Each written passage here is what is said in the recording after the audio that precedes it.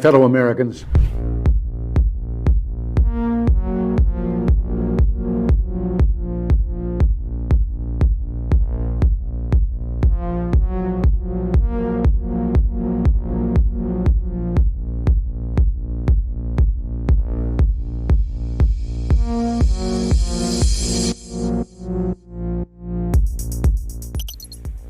Whatever our hopes may be for the future, for reducing this threat or living with it, there is no escaping either the gravity or the totality of its challenge to our survival and to our security. A challenge that confronts us in unaccustomed ways in every sphere of human activity. This deadly challenge imposes upon our society two requirements of direct concern, both to the press and to the President. Two requirements that may seem almost contradictory in tone, but which must be reconciled and fulfilled if we are to meet this national peril. I refer first to the need for far greater public information, and second, to the need for far greater official secrecy.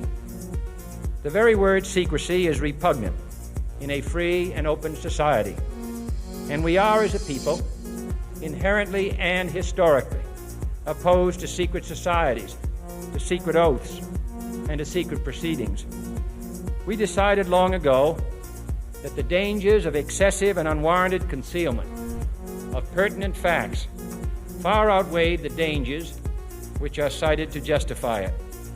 Even today, there is little value in opposing the threat of a closed society by imitating its arbitrary restrictions.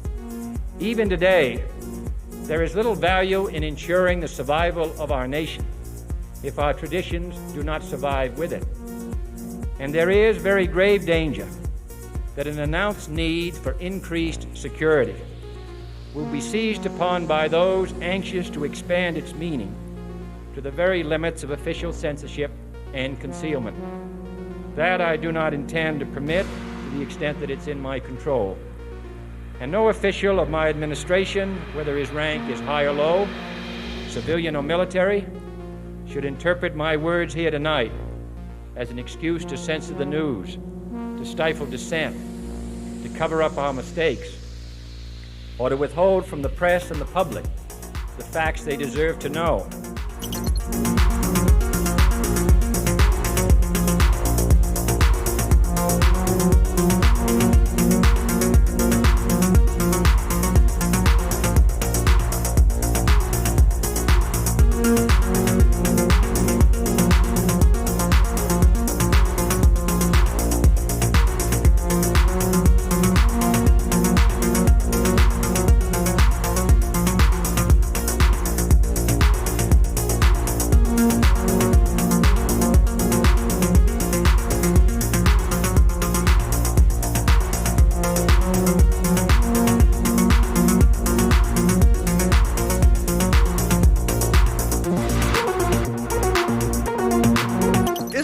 A functioning democracy? Well, let's have a look at it.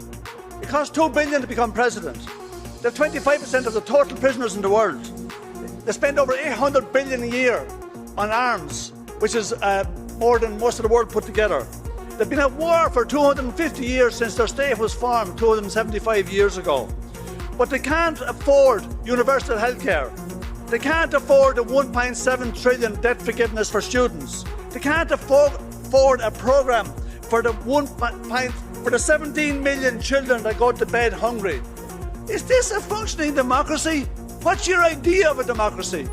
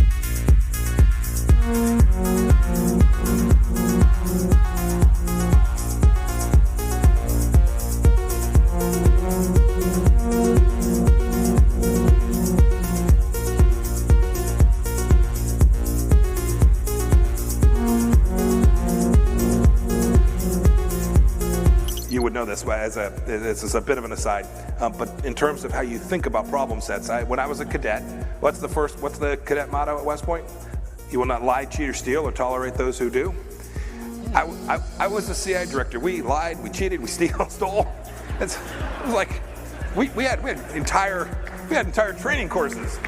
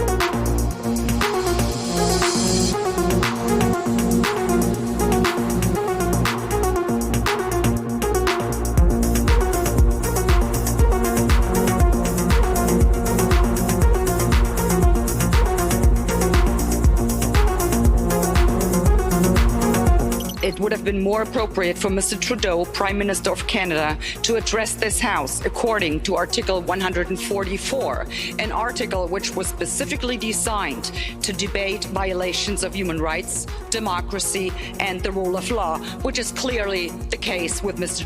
Trudeau.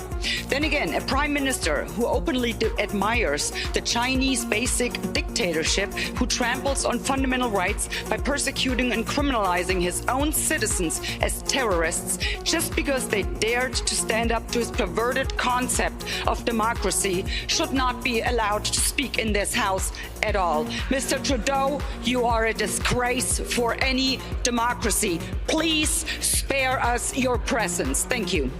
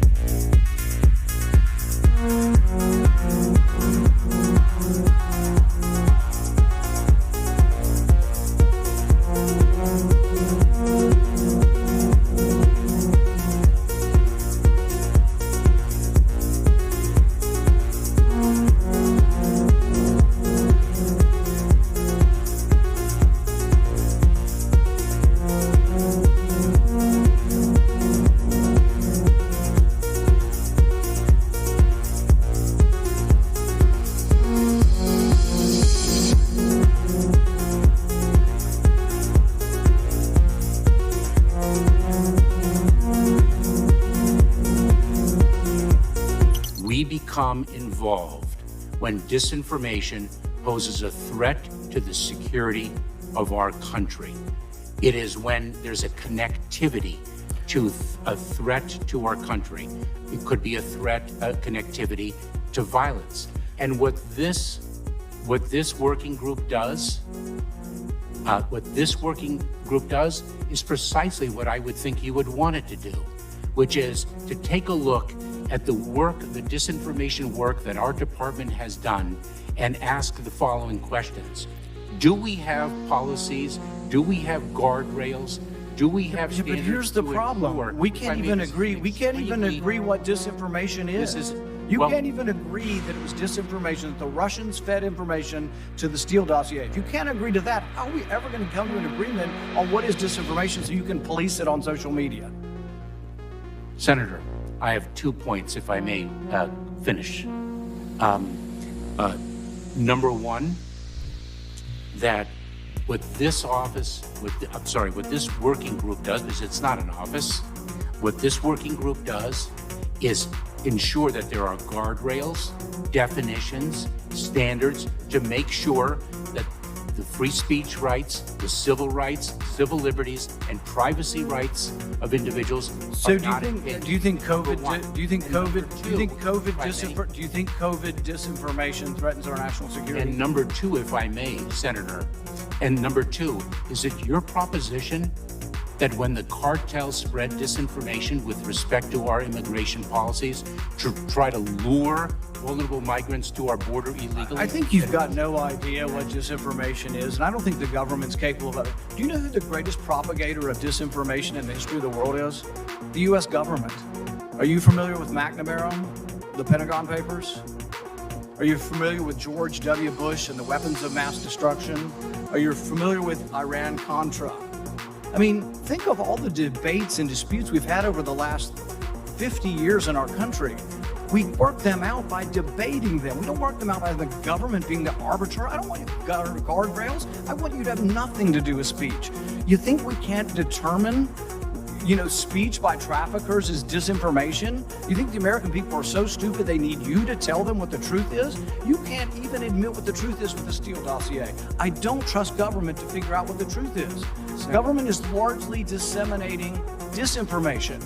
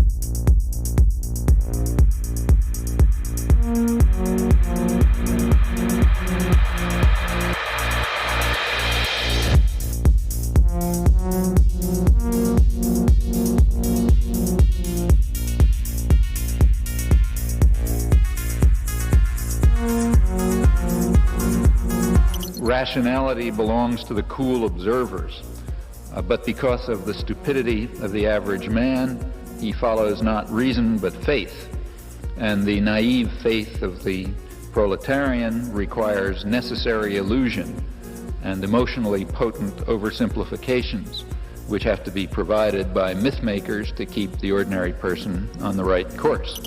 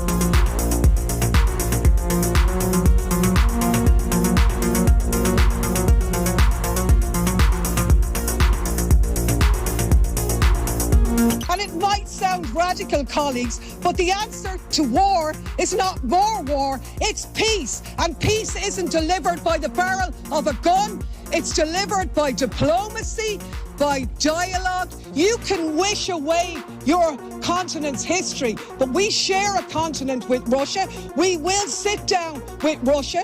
There will be a negotiated peace, and this organisation should be promoting it earlier rather than delaying it and making sure that more Ukrainians die. Your feigning of sympathy rings hollow. It makes me sick, to be honest with you.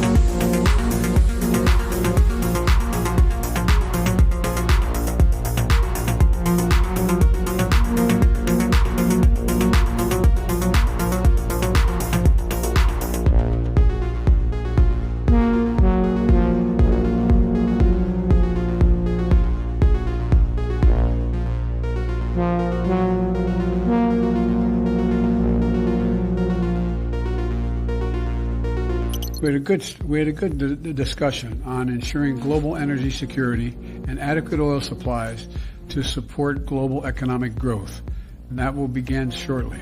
I'm doing all I can to increase the supply for the United States of America, which I expect to happen.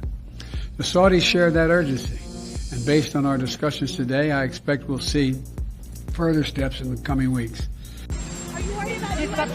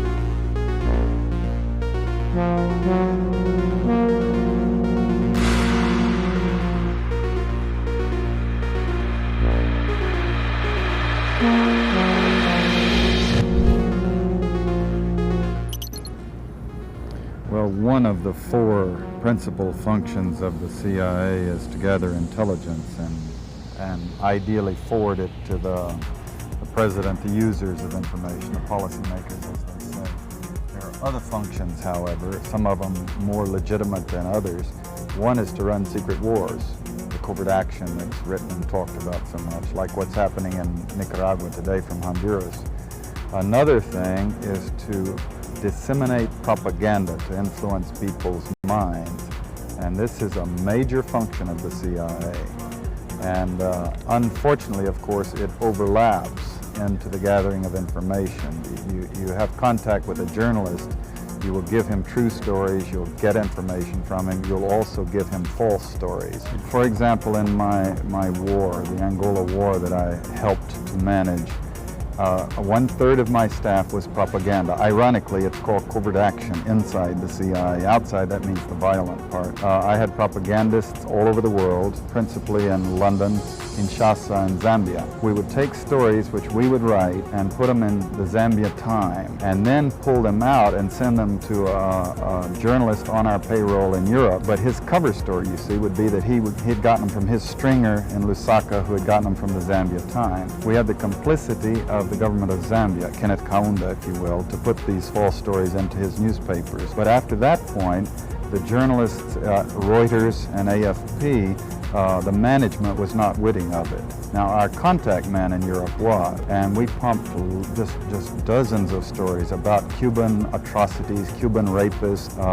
In one case, we had the Cuban rapists caught and tried by the Ovimbundu maidens who had been their victims, and then we ran photographs that made almost every newspaper in the country of the Cubans being executed by the Ovimbundu women who supposedly had been their victims. These were fake photos? Oh, absolutely. We didn't know of one single atrocity committed by the Cubans. It was pure, raw, false propaganda to create an illusion of communists, eating babies for breakfast and that sort. Totally false propaganda.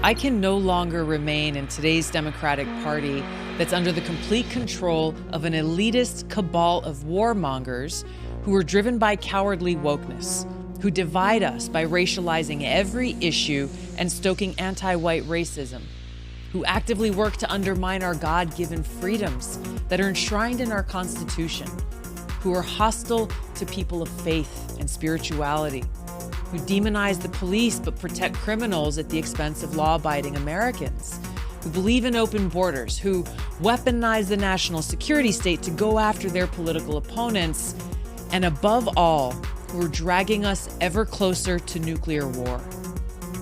Now, I believe in a government that's of the people, by the people, and for the people. Unfortunately, today's Democratic Party does not. Instead, it stands for a government that is of, by, and for the powerful elite. Now, I'm calling on my fellow common sense, independent-minded Democrats to join me in leaving the Democratic Party. If you can no longer stomach the direction that the so-called woke Democratic Party ideologues are taking our country, then I invite you to join me.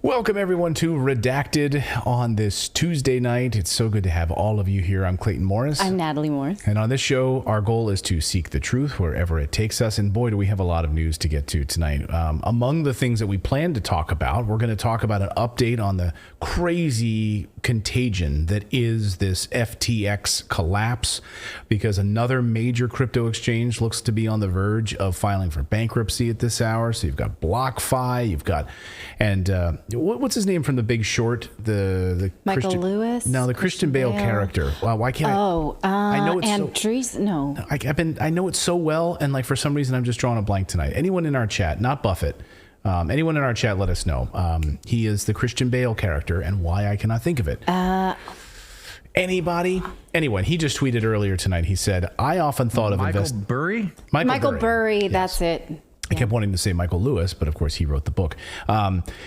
So he tweeted earlier tonight. He said, "I often thought that a contagion in the crypto space would be the perfect catalyst to start investing in gold. And boy, is he right. What an absolute nightmare of a mess this is." So we're going to bring you the very latest on that. We're also going to look at the G20, because President Biden was supposed to be at a dinner a short time ago, and he didn't show up to the dinner. And then, of course, there's missiles or some sort of explosions hitting in Poland. And there's this emergency meeting in Warsaw. There's a lot to unpack. Plus, New Zealand has launched new misinformation guidelines that says that if you see something, say something that refers to what you see online from other people that you think the powers that be would not like. So turn in your neighbor if they're, posting anti-mask stuff, that kind of thing. That's concerning, don't you think? So we'll tell you more about that story that Natalie just told you. And you're going to hear from the Prime Minister as well, because she's all in on this. She gave us warnings about this craziness. So New Zealand has completely lost their minds. Yes, plus continued questions about what actually happened when Paul Pelosi, the Speaker of the House husband, was attacked in his San Francisco home. And journalists continue to ask questions and then be discouraged from asking questions. And it's the asking of the questions that we are questioning. It's very meta. Well, that's what we do on the show, is ask questions. If you're not allowed to ask questions, then, I mean, who's telling you can't ask questions? Isn't it a free country? There are many people telling us not to ask questions. So we've got all of that and so much more. We even talk puberty blockers. We're going to throw in a little puberty blockers for you tonight as well to round out. That'll be like a palate cleanser for you at the end of the show. It is not a palate cleanser. It is not a feel-good story. It's be like having dessert after a busy... A little Lupron for dessert. Busy night of news. All right, you guys uncomfortable? You guys ready to get uncomfortable? Redacted starts right now.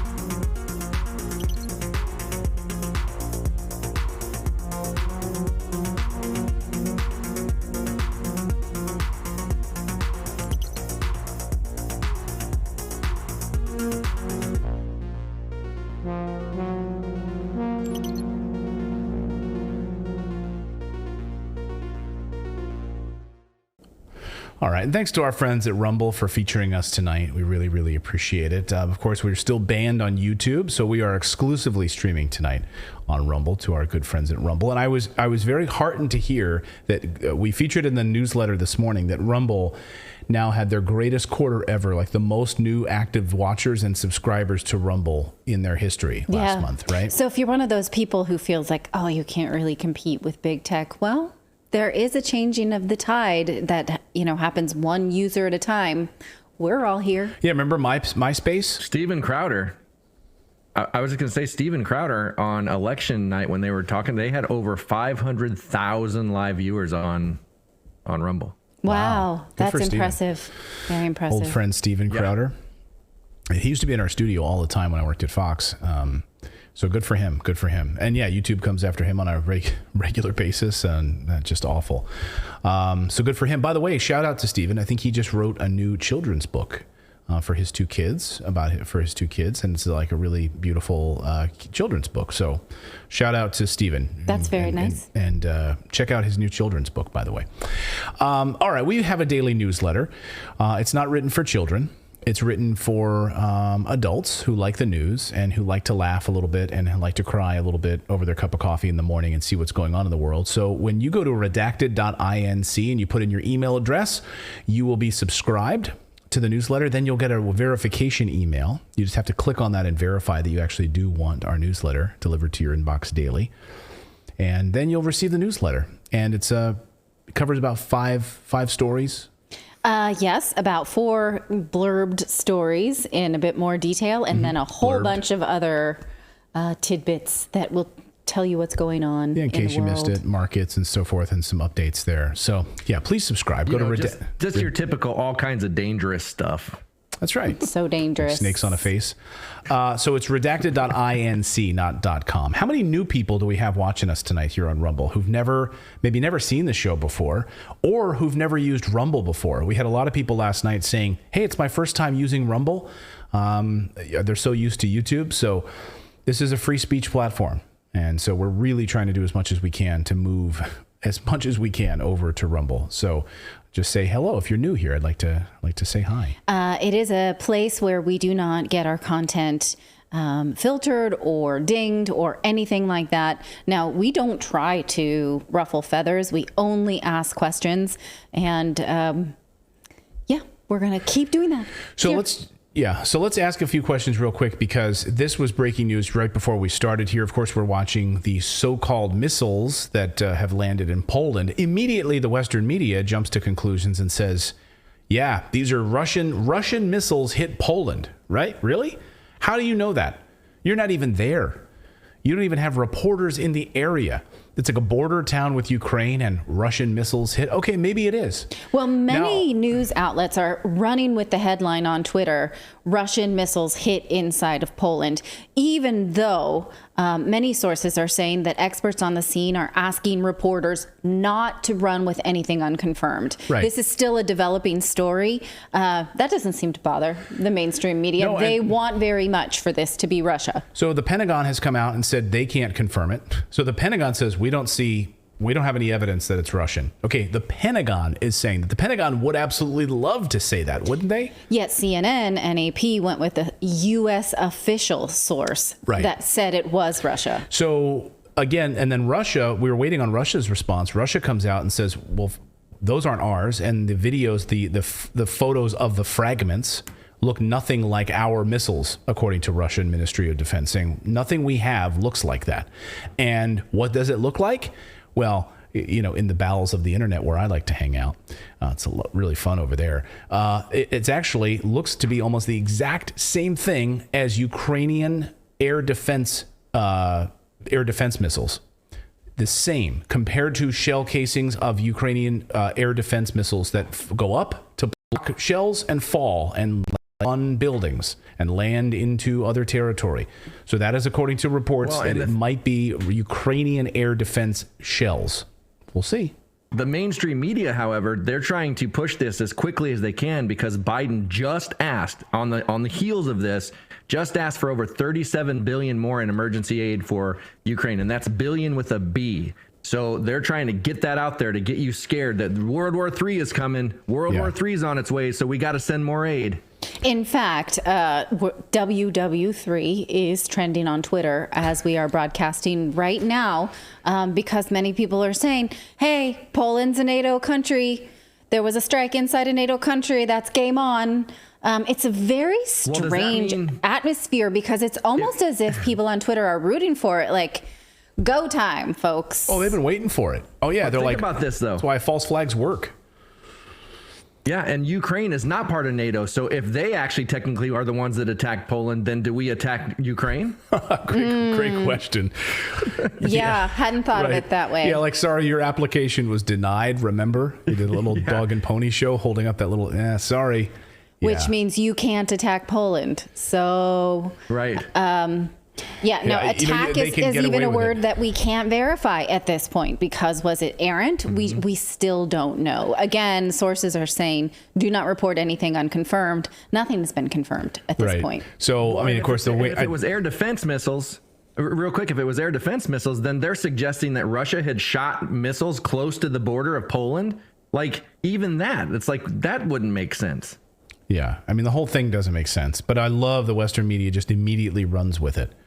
You know, Russia shoots missiles into Poland, world on edge, Okay, did they? They said no, they didn't.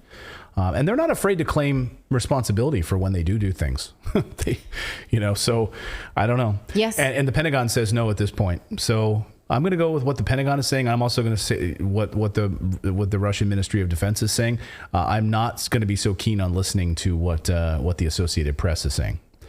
They've lied too many times for us. All right, let's get into some other big stories. So a big update now. A couple of big updates now on the corruption at the heart of the FTX crypto collusion between the Democrats and the scandal that is. It's really just getting stinkier and stinkier by the hour. So did Epstein's island truly shut down, or did it just move to Nassau, Bahamas? That's a good question. Did Epstein's island truly shut down, or did it move? There's a lot of weird stuff that's coming out in the fallout of the FTX going bankrupt, says Geno Capital. Well, energy can't be destroyed. So that sort of energy, it had to go somewhere. Yeah. And it went right to Nassau. It went to FTX headquarters. This hedonism needed a home. So, and it looks like it's the same playbook. We're going to get into the Epstein part of this here in a minute, because I'm not just using that to be funny. Like, there really is a major Epstein piece of this, which we're going to get to. So we're going to unpack this corruption even further, because it's stunning, perhaps even bigger than the Epstein scandal. Maybe cut from the same intelligence handbook as the Epstein scandal. But first, my conspiracy theory. So last night on the show, I said, I know this is going to sound like a conspiracy theory. Tell me if I'm wrong about this, but I believe that perhaps this was all a setup. This was all being used for him to have this major collapse so that government regulators could now use this as an example, as a whipping boy, so to speak, and say, hey, here you go. Here's our example. We need to regulate crypto because of this now. Like, you're going to take the fall for this. It's all part of an operation. That's why we're all in cahoots. And I think I believe I was right. You said I wasn't as crazy as it seemed. Well, and as it starts to become revealed who his parents were, who his brother was, who his aunt was, how connected his family was, it doesn't seem that far-fetched that this well-connected person could do something that serves a greater purpose in the government. And then, will he, fall on his sword, or will they give him a slap on his hand and let them go? Well, so far, as Dylan LeClaire says, every day that Sam Bankman-Fried is not behind bars, it becomes increasingly clear that he served as an asset for the intelligence establishment, used to severely stain public perception and impose overreaching regulations. The meteoric ascension, the political connections, the anti-POW stance, and the Fed. So, why is he not? If he's not behind bars, then clearly there's some sort of, like, what about Ray Epps, like on January 6th, right? Like, it's a very interesting question. Like, if you're a part of this intelligence state, then it raises serious red flags. Absolutely, it does. So the World Economic Forum. So I'm just going to unpack a few pieces that we learned today. The World Economic Forum was in bed with Sam Bankman-Fried and FTX. In fact, they had a whole big splash page on the World Economic Forum's website Here it is. You have to go to the Wayback Machine to even see it now. They have a big feature about this.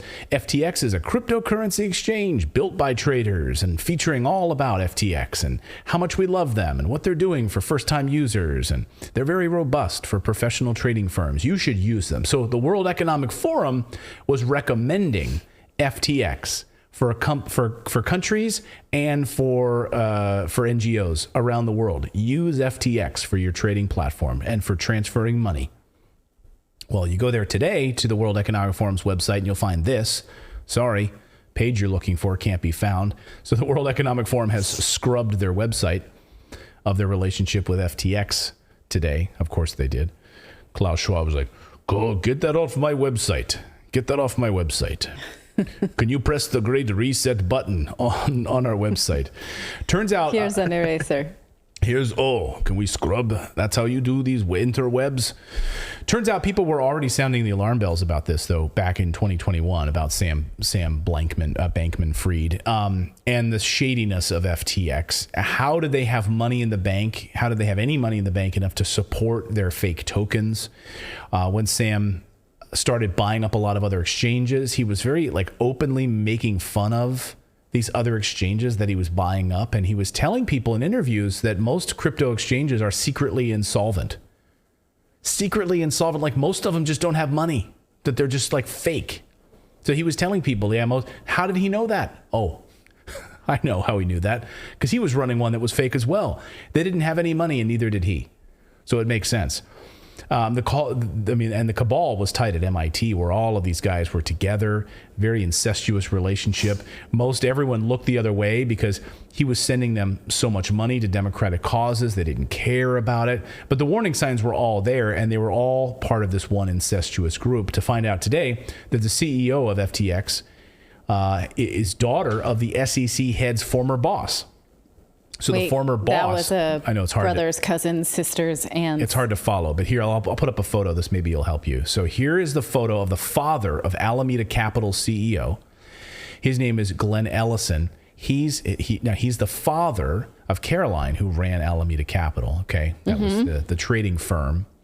Here he is with Gregory Palm, the former top Goldman Sachs guy, lawyer. One of the wealthiest corporate lawyers in the United States. In this meeting, they're basically trying to get regulatory approval, we learned, for FTX. We learned that Glenn used to be Gregory's boss at MIT. See how all this comes together? They are all just in bed with each other. Kind of, I do. Yeah, I know. I mean, they're all just... I'm going to need a flow chart later. Rub shoulders. And it's, my friend Charles Payne from Fox Business, my old buddy Charles, he flipped out today. There's something going viral today where he's like, it's a maze. I can't handle it. He's like, it's all corruption inside the Democrats and how they ran with this thing. It's just a maze. I think he called it a maze, and he's absolutely right about it. It's like a total friggin' maze. I also can't handle it, but I'm sticking with you.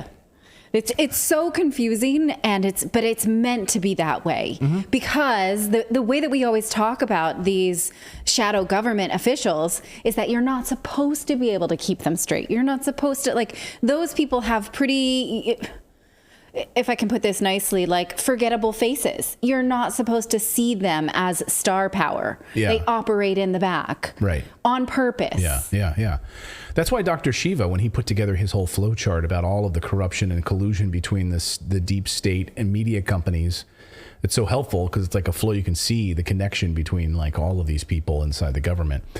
Anyway, they were asking for regulatory approval. That's why they were getting together at this meeting and rubbing elbows, because they wanted FTX to get. So here are two major, the future, FTX and Goldman Sachs, two major strands evolved at this meeting out of their discussion. One where Goldman Sachs would help FTX get regulatory approvals in the United States.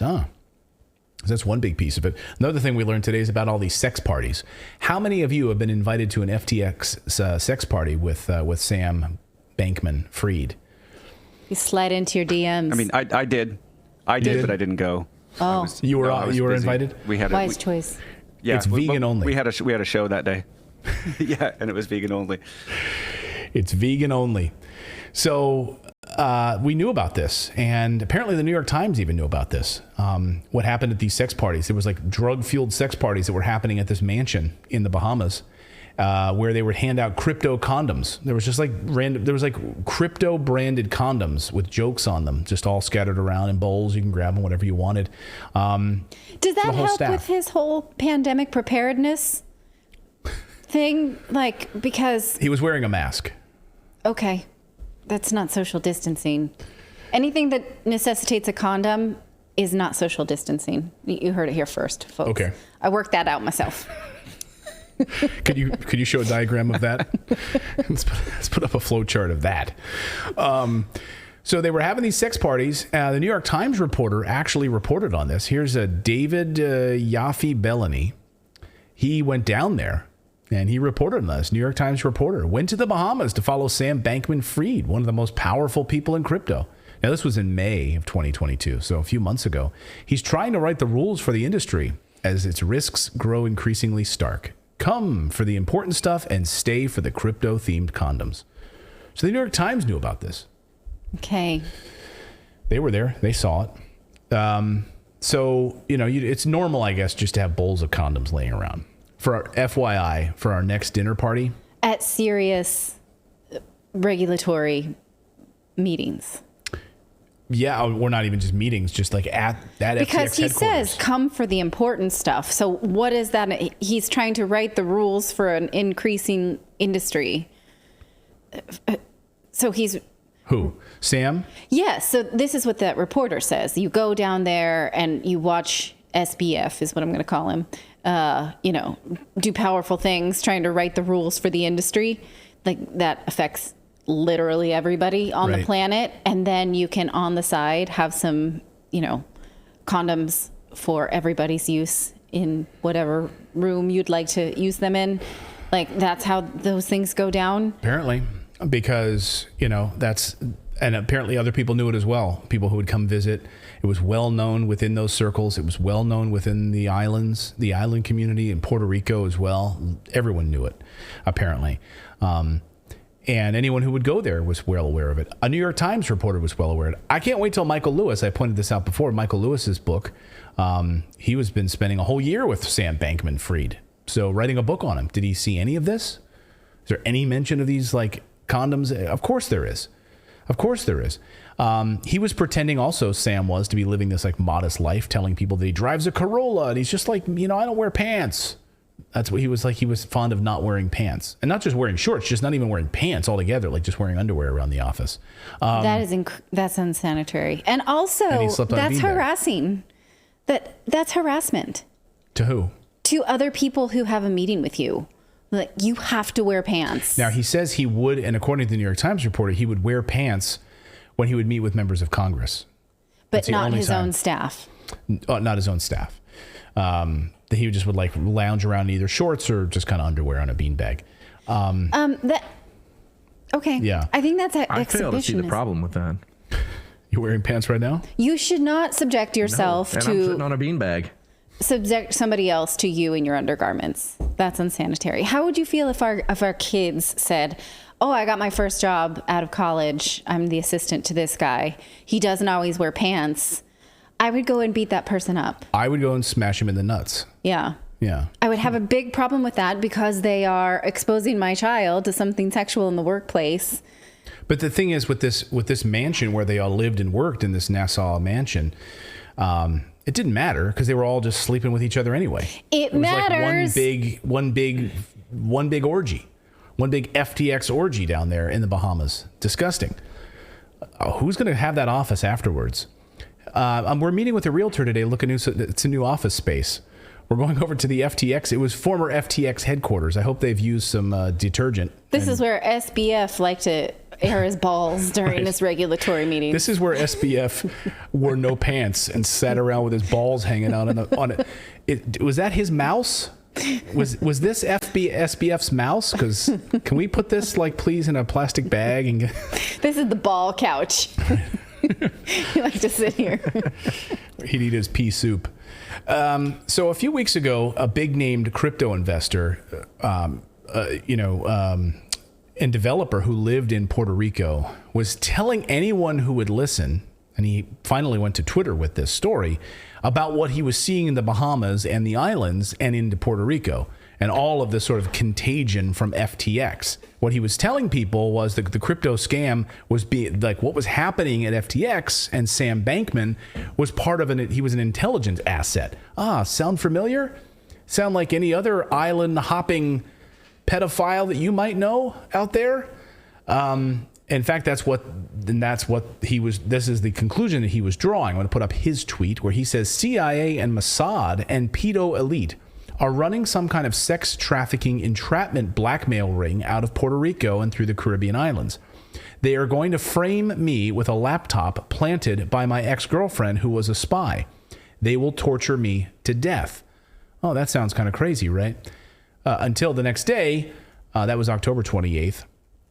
Until then right afterwards, then he's dead. Turns up dead. So not so crazy when Nikolai dies at 29 years old.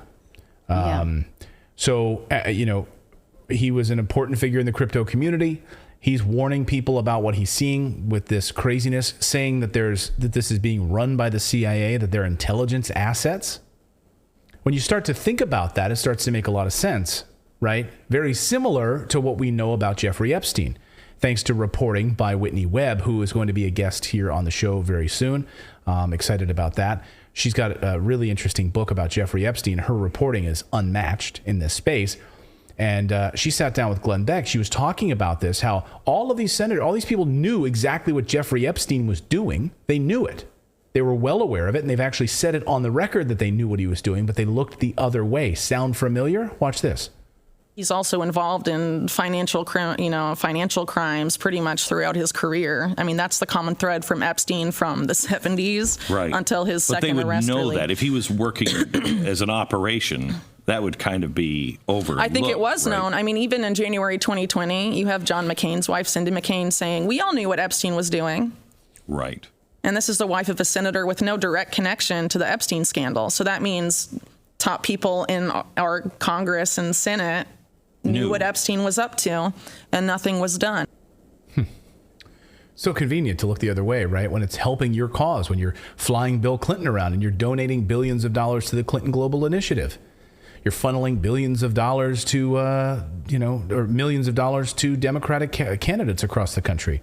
Funneling millions of dollars to the Biden administration. Then having that money laundered through Ukraine and back once again.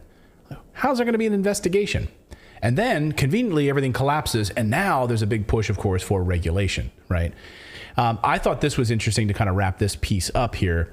We've been talking a lot about on this show about ESG, right? What is it? Environmental, social governance? Yes. Right? So what is your score as a company, right? Ford, ExxonMobil, these company scores, right? What is your ESG score? It's a total how farce. good are you for the planet and society at large? How good do you govern your people? Mm-hmm. How social are you? How socially conscious are you? How environmentally aware are you? Right. Right. So just to put this up, here's FTX trading. I just want to stack this up against ExxonMobil. FTX has a higher ESG score than ExxonMobil. Their leadership and governance is a 50, because I guess it's the balls and the mouse and the balls and the free condoms that get you that higher ESG score for leadership. I suppose contraceptive is hard to come by these days after the Supreme Court ruling, so maybe the condoms were just... You can't find it. Yeah. So Sam, keep on trucking. He tweeted today what happened in a very long, cryptic, pun intended, text, which is the word what and then HAPP in like a thread, as if he just got hit by a truck and he totally doesn't understand it. The replies on that tweet are fascinating. Mm-hmm. And I think that shows us that the line that they're going to run with is, we don't know how this happened. Everything was all above board. It was, what the heck? Yeah. So here he is. Here's the tweet thread. So he tweets what, and then the whole thread goes down to what happened, and then now people have jumped in. So I can't really get the tweet's unavailable now. He got rid of the tweet. Oh, so now he's tweeting this. But then he said, I will be back to explain Yeah. So today, I don't know. He said he was going to, it's now deleted. It looks like it was still, I read it before the show and he said, I'm going to, I'm going to make everyone whole, that we had the funds in place. I'm not sure what happened. We'll make everyone whole, basically, that's what I want to do. Is my goal is to make everyone whole again. Customers first, investors second. Okay. So now, meanwhile, this afternoon, BlockFi looks like it's about to file for bankruptcy, according to reports this afternoon on Twitter, anyway, that's what company insiders are saying. So now BlockFi is about to collapse, which is great. And the contagion continues. So how many other of these crypto exchanges are going to collapse? Yeah. Well, we're watching. It's incredibly dispiriting, but we are watching. Yeah. So let's talk about the G20. So a bunch of movements this afternoon at the G20. Again, President Biden was set to sit down to dinner, go to the big dinner where everyone was last night or tonight. And it's the welcome dinner. And he skipped out on it, which was odd. And reporters are saying, what the hell happened here? Why are you skipping out on this? Yes, What's there's going on? still no official word as to why he did not show up. He went and got ice cream. I think that's the breaking news. He heard an ice cream truck. Do do do do do do do do do do do do. Just walked away. He got confused. So it's in Bali, Indonesia, and he skipped the dinner. No explanation to why. But one of the big pieces of breaking news this afternoon that I wanted to alert you to is that the health minister there, basically on behalf of the World Health Organization, has announced vaccine passports, health passports for everyone. That they want everyone to use a vaccine passport. The health minister, so I'm going to just play what he had to say. This is the Indonesian health minister. And along with the other G20 countries have said, we have developed a digital certificate to the World Health Organization standards, and we are here to announce it. So get ready. They're going to want for you to enter public transportation, to be able to track your whereabouts. Like, this is coming. We've been warning about it. And here at the kickoff of the G20, they make this announcement. Watch. So let's have a digital health certificate acknowledged by WHO. If you have been vaccinated or tested properly, then you can move around. So for the next pandemic, instead of stopping the movement of the people 100%, which clogged the economy globally, you can still provide some movement of the people. Indonesia has achieved, G20 country has agreed to have this digital certificate using WHO standard, and we will submit into the next World Health Assembly in Geneva as the revision to international health regulation. So hopefully for the next pandemic, we can still see some movement of the people, some movement of the goods, and movement of the economy. Great. Thank you so much. So by knowing who is vaccinated, we can somehow still move the economy. I don't follow that. Because if we can keep you in a pen, if we can put you in a chicken coop, we can keep the other people who are vaccinated moving. Like, we can keep those people moving. Remember, we saw the NBC Health report yesterday where they said, don't interact with unvaccinated people, right? That was from, that's the NBC Health, medical doctor's recommendation. So, I mean, I guess they want a global framework. So it's not, you can't just do it in Indonesia. You've got to do it in the United States. It's got to be through Canada. So Canada, Justin Trudeau on this news, offered up close to $800 million for this initiative. So Canada, get ready. It's coming. You know it's coming to Australia. You know it's coming to New Zealand. You know it's coming to the United States. You know it's coming to most of European countries. Maybe you'll have some countries stand up like Italy and say, no thanks, we're not doing this. But it's absolutely coming. The health minister went on to say that Indonesia has achieved, along with other G20 countries, an agreement to have this digital certificate using World Health Organization standards. Remember, WHO is super, what's the word? Like omnipotent, right? It supersedes governments. We have ceded our power to the World Health Organization. Mm-hmm. Like, as an independent country, like the United States has ceded its power. European countries have ceded their power to the World Health Organization. You saw Brazil stand up against it, say, no, we're not doing that. You saw some African countries saying, no, we're not doing that. But they're putting all of this framework together as part of this pandemic fund, which will create this new vaccine framework to track you. So far, $1.4 billion has been raised from 15 countries, 3 philanthropic institutions. I wonder if FTX has donated some money to this. I wouldn't doubt it. Australia, France, Saudi Arabia have all expressed their commitments to the fund. The funds raised, however, are not enough for the Indonesian president, citing a WHO study that said they would need $31 billion annually to prevent future pandemics. So we need to create this slush fund of $31 billion a year. I mean, okay. But again, to what end, though? They still have not been able to show us, given that we know that COVID spreads despite vaccination status.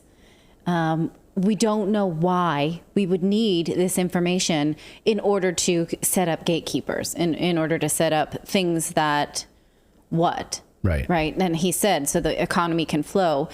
There's no now medicine or explanation around why the economy can or cannot flow based on vaccination status. That's a glaring hole. And it's going to go towards preventing and coping with future pandemics. So, of course, that means new vaccines. Yes. And new ways of keeping people locked down. Like, it's for lockdown standards. It's going to be keeping people locked down and off the streets. Yes. And we saw some countries doing that. Some countries using, cell phone triangulation to figure out who had left during lockdowns and who had not. We did a story here about how there were voting analyst firms who were trying to target people who left the house during lockdowns, thinking, oh, they must be COVID deniers, so let's target them a little bit more because we know their politics based on their movement. Those things will become increasingly clear, but not only just targeting who you are, but targeting where you go, whether or not you don't comply. What are we going to do? I mean, what are we going to do? I don't know, David Philip Grimm. I mean, what are we going to do if they say you can't fly, you can't get on a highway? I mean, you can't take a subway, you can't take a bus. What are you going to do? I'm already at that point. I can't fly right now because I don't have an enhanced driver's license. So I have to. I'm sitting here trying to figure out how to get an appointment to go get my license. And my fear is that that's going to be part of the enhanced driver's license at some point. And you don't need a vaccine card. You're going to have to go and say, hey, I've been vaccinated, and they tie it to your driver's license and you can't fly. You know what I mean? So it's just I'm worried about that because I will not, under no circumstances, take this vaccine. I will not do it. They will have to kill me. Well, that's one way to do it, right? Yeah. We're going to hold you down and kill you. Or,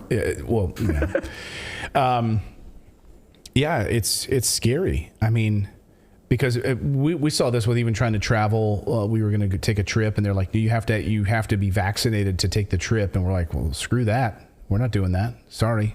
Wait till you change your... Oh, it was because they wanted our children to be vaccinated. And I was like, how can you require this of something for children when the data is what it is? Yeah, no way. Sorry. Especially for our children. Yeah. For entrance, we're like, nope, sorry, we're not doing that. Yeah. And by the way, you still have the United States military. You still have mandates for United States military for vaccines as well. So those things are still in place. And of course, COVID vaccine or COVID... regulations and restrictions or COVID emergency is pushed now through January, according to the Biden administration. Right. Well, the Biden administration was supposed to give us a 60-day warning if these emergency measures would be redacted, would be ended. Right. And we didn't get that. So we're assuming that means they will be extended because we are told it will be a bad flu season. We want to make sure the money is in place. But also, if there's no emergency use authorization, what happens to the vaccines that don't have full approval, that are only being administered with the emergency use authorization if we have no more emergency? So that's one little update from the G20. We've got more news to get to on your Tuesday. We're going to look at New Zealand, which has gone crazy, of course. We're going to tell you how New Zealand wants you to keep an eye on your neighbors and report them. We're also going to look at the Paul Pelosi plot because it continues to thicken like a custard. Okay. Like if you hit it with a hammer and you mix it up with a hammer, it starts to thicken. Or what's that, like a fine molasses? No, that's a creme brulee that you... Souffle or creme? A creme brulee that you hit it and break the sugar layer. Oh, right. Yeah. That's what you sort of hit, not with a hammer necessarily. You can just hit it with a fork. We are heading for a devastating economic times right now. We're seeing this obviously in the crypto space. Signs are that Jerome Powell maybe does not have inflation under control. He raised interest rates again, of course, just a short time ago. Inflation at all-time highs, although maybe moderating a little bit. People running away from the U.S. dollar. We got our clearest signs yet last week of good CPI numbers. It was a clear sign. Maybe this 10-year honeymoon with the U.S. dollar is over. The dynasty has ended, perhaps for the U.S. dollar as the world's reserve currency, but also as a stable place to go and put your money into bonds. So stocks plummeting, crypto plummeting. Just look at Bitcoin. Lost a ton of value. Look at all of these cryptos right now. Troubling signs ahead for the U.S. dollar. So I hope you're protecting your family against what's coming. If you're not, then you need to learn about gold and silver. Do you know that you can add physical gold and physical silver to your IRA or your 401k? Yes, I'm doing it. You should too. 4,000 years gold and silver have sustained. Governments have collapsed and gold and silver have remained. That's just the way that it works. And you can do it very easily with our friends at Lear Capital. All you need to do is call their 800 number. It's right there on your screen. It's 1-800-613-3557. It's easy. If you want to learn more, you can call them and ask about their Lear Advantage IRA. You can transfer or roll over. Like if you've got an old 401k that you left a job many years ago and it's just sitting there, you can actually roll that over and you can actually start to invest in gold tax-free and penalty-free. I'm telling you, having a self-directed account is a powerful, powerful tool. And to sweeten the deal, Lear is offering free shipping on every purchase and up to $15,000 in free silver, bonus silver to every qualified client. They're giving away up to $15,000 in free silver. Lear Capital is the gold standard in precious metals investing, has over $3 billion in trusted transactions with over 650,000 happy customers and prospects in 25 years in business. So call that number, 800-613-3557. And if you don't want to call, you can simply go to the link below, which is LearRedacted.com. LearRedacted.com. We'll have a link in the description below. So welcome to all of our Rumblers. Nice to see all of you. We got a good group here tonight. I'm super thrilled to see you. Yes. Nice to see all of you guys. How many people are watching? I think we've got over close to 12. Over 11,000. Yeah. So good to see all of you guys on Rumble tonight. That's great. And like I said, we really like to have, really would love to be able to move to this platform almost exclusively if we could. And that would be golden. Yes. Golden. There's so much that, we are afraid to say that it's just things that we would say in normal conversation that big tech has decided to censor. And it's really disconcerting. And every time I talk myself into like, well, maybe it's the world's not really that crazy. Maybe it's not really that underhanded. Then I come back around to, then why can't we ask questions? Then why can't we say this? Mm-hmm. And, the things we are not allowed to say are very telling. And we're going to talk about that next when we talk about New Zealand. Yeah, let's talk about New Zealand. So we've been following what's been going on down there because it's been absolutely crazy. I love the Kiwis. I visited New Zealand a number of years ago. Very, very nice people. Beautiful country, of course. And they've lost their mind. And the people there have been writing to us on a regular basis telling us, we cannot get news here. It's censored. We have to watch Redacted to get news about what's going on in our own country. What's really happening in New Zealand. It's really, really troubling. This week, New Zealand Intelligence Service has released new booklets telling the public that if they see something, say something. And what's in these booklets is incredibly troubling because, it'd be one thing if it was like, hey, in this booklet, here's a little tip. If you see somebody making a bomb, maybe you say something about it. I know I would. I'd be like, hey, there was a guy in the park. He was hanging out on the park bench. My kids were playing. And he was building a pipe bomb. I'm going to call the cops on that. I want to make people to be safe.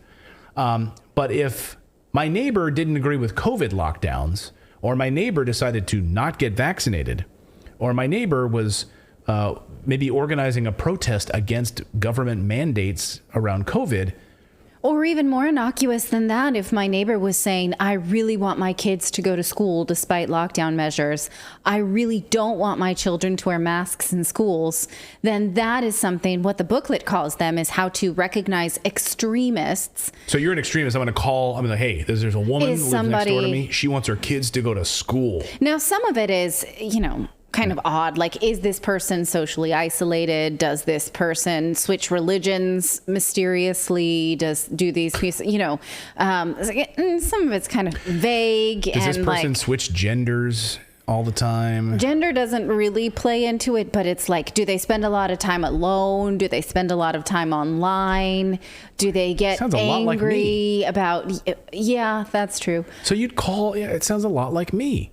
So anyway, here's a news report that we pulled and found this online today, which is a really good condensed version of it. There's some moments that are replay the parts that I want to show you. So I'm just going to play this. This is the news report breaking down these booklets. Watch. Our Secret Service is launching an initiative to help us identify people who may have been radicalised. Know the Signs details dozens of indicators that a friend or family member could be planning a terror attack. As Adam Hollingworth reports, the move comes as our spy chiefs identify a new and worrying type of terrorism. Time was when the intelligence services were never seen, never heard. But now they're loudly proclaiming your country needs you. To keep an eye on those you know, and if necessary, dob them in. Recognising a potential warning sign and then alerting NZSAS or police could be the vital piece in the puzzle that ultimately saves lives. To that end, they're publishing a guide called Know the Signs to help us all identify potential terrorists in our midst. To pay attention and to be alert so that if they see or hear about something that seems off, that worries them and concerns them. Like that little squiggly hair piece, because that would, if I saw that, I'm calling someone on that. By the way, that does seem off. Also, I had a hard time with the accent. She might be Kryptonian. Yeah. She might be Kryptonian. Now, come on. Okay, but I mean, she thinks that looks good, so let her be. We don't make fun of people based on their appearances. But I lost my train of thought. You don't. I don't think we should do that. Anyway, go ahead. Don't derail. I couldn't understand the anchor's accent. What's that? Whatever the news anchors, when they tossed to this piece, their accent was so thick I needed subtitles. I didn't understand it. I apologize if anybody feels like that about my accent, but I needed to hear that again. We don't need to replay it. Go ahead. No, I want to get to the good part here. The person is on the road to actually committing an attack. The SIS has listed around 50 signs, from obvious ones, like writing on a weapon, as happened in Christchurch, to a person who is really developing an us versus them worldview. Authorities say they're usually closely monitoring 40 to 50 potential terrorists. These people used to be motivated by their white identity or by their faith. But in the past 6 months, a third group has emerged, those motivated by politics. And so it could be the COVID measures that the government took, or it could be other policies that are interpreted as infringing on rights. And it's what I sometimes describe as a kind of hot mess of ideologies and beliefs, fueled by conspiracy theories. The launch of the initiative Know the Signs is an indicator that the security services know that they can't do it alone. They need the help of the public. Yeah, so thank you.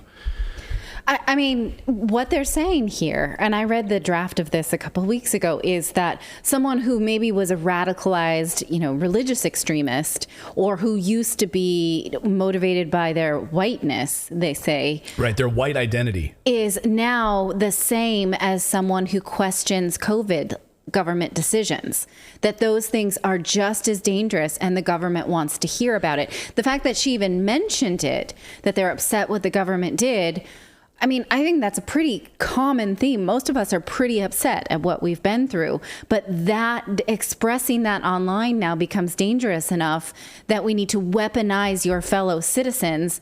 I mean, this is the life that, Portugal went through in the 70s when the police had people telling on each other. What's the name of the secret police? The secret police, yeah. Right? people have lived through times like this, and they do not say that that was an awesome thing. No, the same thing was History happening- never says that that was great. No, the same thing was happening in Australia. It's like, tell on your neighbors. If you see that they want their kids to go to school or that they don't like, COVID lockdowns. And are they white? Because their white identity. And we saw the same thing reflected in the United States, the Department of Homeland Security, right? The Department of Homeland Security and Secretary Mayorkas saying the same thing on 9/11, didn't he? Yeah, he was saying actively, hey, it used to be foreign threats, but now it's white supremacists who live here at home who are radicalized. But nobody wants to get on the government radar. And now if you just like a hashtag of do not comply, when you see these mask mandates coming back and the hashtag do not comply is trending, if you interact with that in any way, you're on the government radar. Nobody wants that. Yeah, that's how they can keep you compliant. Well, and I wanted to, I can only say this on Rumble. I couldn't say this on YouTube. But that video that I shared from Bill, Microsoft, Bill Gates. From 2005, he was addressing the CIA, and he was talking specifically about targeting with a vaccine the radical part of the brain, the brain that makes people radicals. And when a CIA director is like, how do you plan to get this out to the people? He's like, well, we create a virus, and the vaccine is the only cure.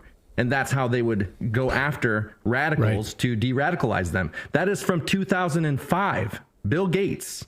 Yeah, I know. It sounds crazy. When they say this radical mind, it starts to, like all the people that have been saying this has been planned, it starts to lay that groundwork. Right. So stay at home. We'll provide you with your food. It'll be a plant-based mix of crap with seed oils, so it's not real meat. Right. We will control your currency, so you don't have to worry about, getting any of that cash anymore. We're going to go cashless with a digital currency that we will control. And we will provide you with like a universal basic income, so you don't really have to leave the house. You can work from home remotely. Therefore, we'll cut down on CO2 emissions, all of that. We won't need cars anymore. We can eliminate fossil fuels. It'll be a utopia. No, it will be an Orwellian society because now you have to tell on your neighbors if they do anything outside of the ordinary. Yeah, it's really, really disturbing. I mean, here is Ardern, the prime minister, on how this... Jacinda. Jacinda Ardern says this is how this, disinformation... This is what she said at the United Nations. So she's on board with this. This is all part of the plan. Listen. The tools used to challenge the statehood of others are hidden and more complex. Traditional combat, espionage, and the threat of nuclear weapons are now accompanied by cyber attacks, prolific disinformation, and manipulation of whole communities and societies. Now, as leaders, we have never treated the weapons of old in the same way as those that have emerged. And that's understandable. After all, a bullet takes a life. A bomb takes out a whole village. A lie online or from a podium does not. But what if that lie, told repeatedly and across many platforms, prompts, inspires, or motivates others to take up arms, to threaten the security of others, to turn a blind eye to atrocities, or worse, to become complicit in them? What then? This is no longer a hypothetical. The weapons of war have changed. They are upon us and require the same level of action and activity that we put into the weapons of old. We recognize the threats that the old weapons created. We came together as communities to minimize these threats. We created international rules, norms, and expectations. We never saw that as a threat to our individual liberties. Rather, it was a preservation of them. The same must apply now as we take on these new challenges. Okay, so she is saying that words need to be policed like weapons. Yeah. And so this is, this document, this handbook that was given out is just as concerning as that, but it is in line with what she had said, is that we need to make sure that words are not weaponized, and we're going to decide which words are weapons and which words aren't. And if it's anti-government, like the woman who was speaking, then that's a weapon. Only the government can use words in a way that it wants. But anything against the government is a weapon. And you'll see that in our next stories. We talk about Nancy Pelosi. We've got more news to get to. We're going to talk about Nancy Pelosi, the Paul Pelosi, the Empire Strikes Back against This plot thickens with Paul Pelosi. This story is crazy. And we're also going to talk about puberty blockers to wrap up your evening. But first, we want to tell you about our friends over at Instaflex. Now, if you have ever had joint discomfort or soreness, say in your knees or elbows, obviously you know that affects your life and it keeps you from doing things that you enjoy. Is joint discomfort keeping you from being as active as you once were? Well, for fast, powerful relief, try Instaflex Advanced. This contains a unique combination of 5 ingredients found in no other product in the world, and it restores flexibility and mobility to your knees and other painful joints with just 1 capsule per day. It targets the root of joint soreness, stiffness, and discomfort. It doesn't just cover up the symptoms. So you can have better knees in just 1 week. Instaflex Advanced is doctor formulated. Its key active ingredient has been validated in 5 clinical studies, and you can return to comfort, mobility, and flexibility and get back to doing the things you love. So right now you get a complimentary 2-week sample of Instaflex Advanced when you text Redacted to 42424. Plus, get a free gift of Instaflex Advanced Pain Cream with its exclusive oxygenated oil for fast-acting relief from pain of arthritis, backaches, and sore muscles, absolutely free. So text now, receive your complimentary 2-week supply of Instaflex Advanced Joint Support for men and women with 5 key ingredients to help you turn back the clock. Once more, you text Redacted to 42424. Did I say that many times? 42424. Yes. Text Redacted to 42424. I like that. It rolls off the tongue. Yeah. All right. My mom needs that too. My mom needs that for her joints too. It's weird because like during the certain times of year, I get that joint pain in my middle finger from old football injury. An old football injury where I got, it was like the stupidest of football injuries where my hand hit the thing. Yeah, I have creaky knees because I taught step aerobics in the 90s with 2 risers. Old creaky knees. Don't you get special medical stuff now that you're a lord? I'm just curious. I haven't got my health insurance yet from the royalty, from the royal family yet. Still working on that. Okay. I'm on the Meghan Markle plan. Gotcha. So it's not here yet. Oh, but we have good health insurance. I think you should be okay. I'm fine. But I need that vitamin. All right. We're seeing media collusion with Democrats play out in real time over the Paul Pelosi hammer time story. In the hours after we learned about Paul Pelosi, he was attacked by a hammer by a raging Trump supporter yelling, "Where's Nancy?" Then the story suddenly changed. Oh, he wasn't a raging Trump supporter. He was a Black Lives Matter supporter that was who lived in a nudist colony. He lived in a nudist colony in a bus, and he had he had Black Lives Matter flags draped over his bus and all of that. He was homeless on top of that, and also he was an illegal immigrant. And also, he seemed to suffer from severe mental illness. That's right. The story that the mainstream media ran with was that it was a political attack on Nancy Pelosi. And that felt very validating to Democrats and the mainstream media to say, look what Trump did. In fact, I even saw the mainstream media and members of it saying, is Trump responsible for this? Because he inflamed people up to this. So, the motivations of the person of the suspect, I guess we'll call him, or the person who was indicted, are not completely clear, and that has stopped a lot of Democrats and mainstream media from their outrage on behalf of being attacked for their, personally. A lot of mainstream media, they were taking it so personally, like, he comes after us for our beliefs. Now it's clear that this is somebody who was mentally disturbed, and but there are still pieces of the story that we cannot get behind, that we cannot ask, and we cannot get answers to. Well, we did maybe get answers, but they've been hidden from us and blocked. Maybe you're not allowed to know these things because in the days after, we know that NBC News investigative reporter Miguel Almaguer found out the truth. There he is. He filed a story for NBC News that it ran on the Today Show. It was featured on the Today Show's website. It was all over NBC News. I think it was even on part of NBC Nightly News with Lester Holt, if I'm not mistaken. Here's the original report. Well, actually, this was from the Today Show. So this was the original report until, and it was live on their website until Nancy Pelosi's office probably gave NBC a call and had them remove it. So watch this. This is the original reporting. Craig, good morning. When officers arrived here at the Pelosi home exactly a week ago today, they initially didn't have any idea exactly what was going on. They knew they had a high priority call on their hand. What was unclear, what was happening inside the property just behind me. This morning, Paul Pelosi is home, back at the house that became a crime scene a week ago today. NBC News learning new details about the moments police arrived. Sources familiar with what unfolded in the Pelosi residence now revealing when officers responded to the high priority call, they were seemingly unaware they'd been called to the home of the Speaker of the House. After a knock and announce, the front door was opened by Mr. Pelosi. The 82-year-old did not immediately declare an emergency or try to leave his home, but instead began walking several feet back into the foyer toward the assailant and away from police. It's unclear if the 82-year-old was already injured or what his mental state was, say sources. Okay, so that's the main point.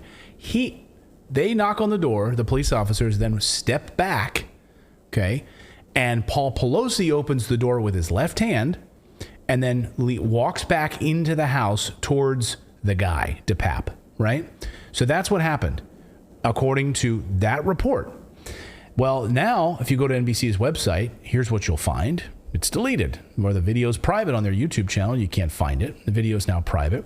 If you go to the tweet where they tweeted this out, can't find it. So NBC, of course, hidden this story. And now we learned today that this reporter, Miguel Almaguer, has been suspended.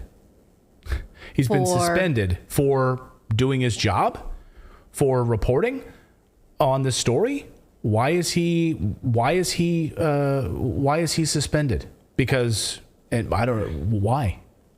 You tell me, why is it Mama Bear? Now, if you follow the trajectory of this story, originally reports were that there was a third person in the home who opened the door, and then many people were canceled or punished on Twitter for saying anything of the sort. No, there never was a third person, even though the cops did tell a reporter that a third person had opened the door. So that narrative has somehow gone poof. And now there's this narrative that Pelosi opened the door himself. Well, if you heard the 911 call, he didn't seem super distressed. He just said, please come here. There's something we need to work out, or, what have you. It's my friend David here. You need to come here. And they say they went for a routine check. And so these are increasing questions. Yeah, and where did he get this information? According to his sources, according to police department officials who told him this, where did this come from? He got these reports and reported it for NBC News, right? On the Today Show. Yeah. They run with it. And then they get a phone call. No, he was under distress. No, like the police barged in and they found him in this fight. No, he doesn't know this guy. This guy has nothing to do. There's no connection at all. You got to go with that. You got to go with that, right? That's what it seems like. Because NBC Bay Area, another NBC affiliate, this is actually an NBC affiliate, not for the network, had the balls to do their own story on this and confirmed what the first reporter already saw. So let's watch. This is an NBC News Bay Area report on the heels of what the NBC News censored. Watch. All right, new information tonight on a story that we've been tracking, the attack on Paul Pelosi, the husband of House Speaker Nancy Pelosi. Our investigative team looked into why state and federal prosecutors each describe one specific detail of the police response differently. Senior investigative reporter Begad Shaban has been checking with his sources to try and clear it up. He joins us now, and you've got some answers, Begad. Well, Jess, this all has to do with the moments, seconds, really, just before Paul Pelosi was struck in the head with a hammer inside his San Francisco home. Now, there continues to be contradicting accounts of a relatively simple question. Who opened the door that night when San Francisco police arrived to the Pelosi house? Now, the Department of Justice says the 2 officers opened the door. That's according to a federal indictment filed earlier this week. Okay, so Biden's Justice Department. Biden's Justice Department says that 2 officers opened the door. Okay, just to be clear, Biden's Justice Department. I have an important question. How many police officers does it take to open a door? An unlocked door. Maybe they were holding hands. It is, they were both. Well, and also people are asking if you go to the picture, right? Go to the picture of the break-in. I don't know if you can pull it up, Philip. The glass is coming out from the inside. If you're breaking a window, it's so there's a bunch of different stuff like that they covered that all of a sudden they're explaining away. Like, no, that's not what you see. All right, so let's go back to the video because San Francisco District Attorney's Office, in another court document that was filed earlier this month, said Mr. Pelosi opened the door with his left hand. Oh, so the District Attorney's Office says that Mr. Pelosi opened the door with his left hand, which is exactly what Miguel said in the other report from NBC, which has now been blocked. Which he got suspended for, So they opened the door with his left hand. The question is, what really happened? Yeah, that is a question. According to a source familiar with the investigation who personally watched the police body camera footage from that night, officers knocked on the door of the Pelosi home, then backed away. And the video clearly shows Paul Pelosi open the door with his left hand, just like what was noted in the documents filed by the DA's office. Oh, so you mean not only did the DA tell you this, and in a report, this is what the DA put out, but also you've checked with a separate source who's seen the police footage and confirmed what the DA says. Oh, okay, that's good reporting. But he goes on to say even more. That's shocking. Let him keep talking about the footage. Also, as written in the DA docs, the source tells us the body cam video shows officers having a brief conversation with Pelosi and David DePape. That's the man accused of breaking into the Pelosi home, before DePape starts beating Pelosi with a hammer. We reached out to the Department of Justice for an explanation on its differing account of this seemingly innocuous issue of who opened the door, but so far we have not heard back. However, I did get to ask San Francisco DA Brooke Jenkins directly about another issue many people are wondering about earlier this week, based on her office's account of Paul Pelosi opening the door. The case has certainly garnered a fair share of conspiracy theories about what actually happened that night. As part of your investigation, are you able to shed any light as to why Paul Pelosi didn't run out of the house towards police officers when he was able to actually open the door for them when they arrived? What I'm not able to do is to speculate or try to place my opinions on why someone acted the way they did in any case. All we have is what happened.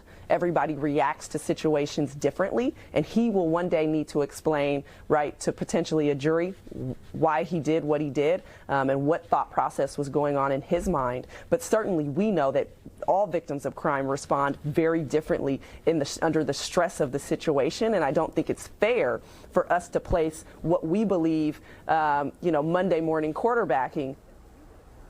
All right, Baguette, I got to ask you this because, I mean, in the end, does it really even matter whether he opened the door or the guy opened the door or the police opened the door? Because I got lunch with Nancy later. We're going to have some wine, so I got to know what to talk to her about. Does it really matter here, Baguette? I mean, come on. It's funny you say that because when I lived in San Francisco, I'd seen her at restaurants, Jessica Aguirre, because she goes between broadcasts. Like she goes out to a restaurant between the 5 and the 11 o'clock news. Like I'd seen her out before. Like having lunch with Nancy Pelosi. Mm-hmm. Well, I didn't. Anyway. Does it even matter? Does it even matter who opened the door? I have such a problem with her saying that because it's like, why do you get to decide what's you're reporting all kinds of things that you have decided matter. So if you can say, does it even matter? I can say that to every news segment you do. She literally just took a dump right on him. Yeah. She's like, here we have. He's actually really good reporting. Yeah, we have an investigative reporter who's confirmed body cam footage separately in this story because people want answers into why this is being covered up and why we haven't seen body cam footage yet, right? Like why in this story are we not allowed to see the body cam footage? Why are you hiding this, right? And because he's untouchable, she's untouchable, Nancy Pelosi's untouchable. We can't see this. You know that if we had video footage of Donald Trump in a situation like this, it would be all over the nightly news. I mean, just remember the audio tapes of Donald Trump on the Access Hollywood bus with Billy Bush. Again, somebody could say, does it matter if he says things like that? Does it affect his ability to govern? Does it matter? Does it matter because is there a high-ranking official trying to hide information from the public because of who they're married to? Right. It's Then obviously it matters. It matters because it doesn't line up with the official narrative. And so like when you have like sort of the official narrative and then what people are on the ground are saying, if those two things aren't lining up, then that's why it matters. Like, does it matter to the case what happened? No. But when you have the official story saying one thing and people that were there saying another, then that's indicative of somebody is lying.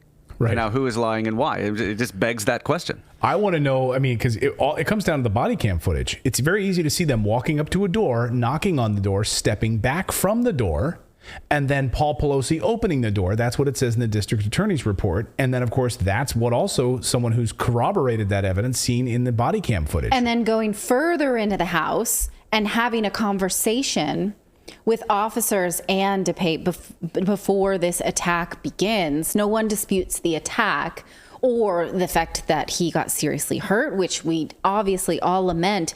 But at the same time, what's that conversation like? What are they talking about? Hey, here's this guy. He's here. I think he might start harming me, but I'm going to just sit around here. Like, these are odd behaviors. And so there are more questions about whoever saw the body cam footage. What was the body language like during that conversation? What was it about? How long did it go on for? Did he seem afraid? Did he run away from this person? Right. Those are, I don't know. At this point, there a lot of it matters.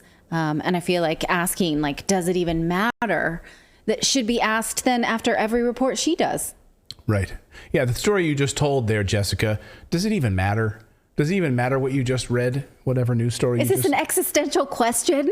Because we're actually trying to work here. We're at work. It's a main point that we're trying to ask here. So it's like the dream of the 90s is still alive in the NBC Bay Area. It's like, whatever. It's just like, so Gen Z, whatever. Whatever. Doesn't cares. Doesn't it matter who opened the door? Yeah, it actually does, Jessica. Now get back to your wine lunch with Nancy. Let us know your thoughts on that. We've got more news to get to here. We're going to talk about, will you tell us what these, just give us a tease here about what is coming up. Well, the New York Times is now exposing the fact that puberty blockers for teenagers have risks to their health. And it's kind of a shocking story that the New York Times is independently confirming, despite the fact that they have not wanted to do that. None of the mainstream media has, and we're going to talk about that. Plus, one of the first lawsuits from a detransitioner against her for medical malpractice. We're going to talk about that as well. But first, we are building a redacted kingdom in Scotland. That is right. Now, I am planning a trip there to Scotland to go see the land that I bought with established titles. So you can do this too.